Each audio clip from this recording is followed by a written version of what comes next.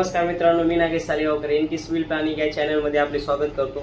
मित्रांनो, आपण पाहत आम्ही तुमच्यापर्यंत 2D house planning, 3D house planning, 3ds max house planning असे नवनवीन प्लॅनिंगचे व्हिडिओ तुमच्यापर्यंत आम्ही दाखवतो।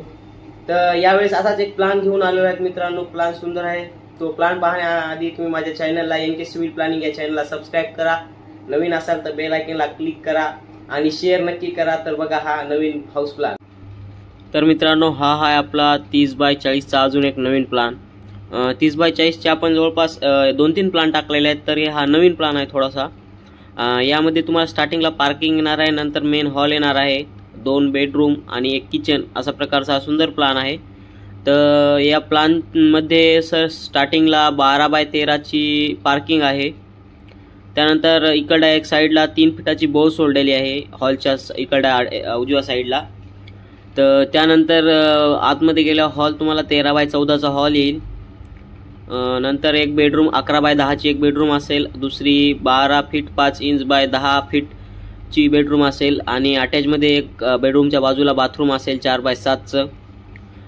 त्यानंतर दुसरं बाथरूम असेल 4x7 चं आणि वेगळं टॉयलेट असेल, त्या 4x4 चं टॉयलेट असेल। व्हेंटिलेशन असेल 4x2.5 फीटाचं मागच्या साईडला, जिथं आडव्या रेषी 2 दिसत आहेत तुम्हाला एक साईज सारखा। त्यानंतर बाजूला किचन येईल मित्रांनो तुम्हाला 11x8 फीट 2 इंचाचं आणि किचनच्या मागं भांड्यासाठी काही धुणं वगैरे काम करण्यासाठी 3 फीटाची बोर सोडलेली आहे। तर असा हा प्लॅन आहे आणि बाहेर पार्किंगच्या इथं आल्यावर 6 फीटाच्या पायऱ्या आहेत तुम्हाला वरती जाण्यासाठी। तर हा प्लॅन सुंदर आहे। असेच नवनवीन प्लॅन तुम्ही पाहत राहा, मी व्हिडिओ टाकत राहील। तर ह्या असा प्लॅन एक सिटीला बनवून आहेत आमच्या इथे समजा। तर हा जे आमचे सर आले होते त्यांनी हा प्लॅन मागितला होता आम्हाला, तर आम्ही त्यांना दिला असा प्लॅन बनवून।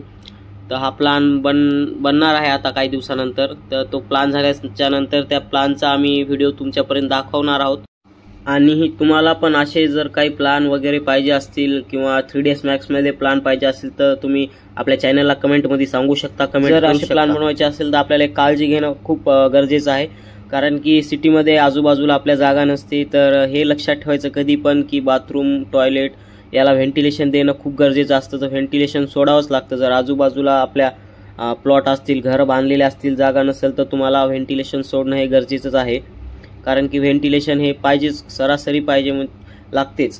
तर काही ठिकाणी व्हेंटिलेशनसाठी मागच्या साईडला या आजूबाजूच्या साईडला जागा असते किंवा बोळ असते किंवा स्वतःच्या जागा प्लॉट असते, तर आपण ती बांधलेली नसते म्हणून व्हेंटिलेशन होतं। पण ज्या ठिकाणी सिटी असते त्या ठिकाणी व्हेंटिलेशन सरासरी नसतं, तर ते आपल्याला काढावं लागतं आपल्या घरामध्ये।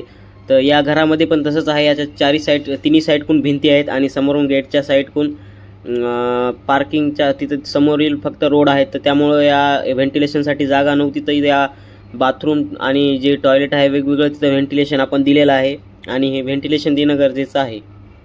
तर मित्रांनो, कसा वाटला तुम्हाला यावेळेस हाऊस प्लॅन? मित्रांनो, असे तुमच्या साईज असतील तर तुम्ही कमेंटमध्ये सांगू शकता की अशा साईजचा तुम्हाला मॅप पाहिजे म्हणून, हाऊस प्लॅन पाहिजे म्हणून तुम्ही कमेंट करू शकता।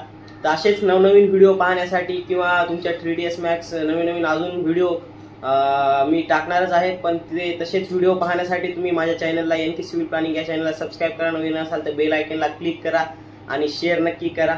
धन्यवाद।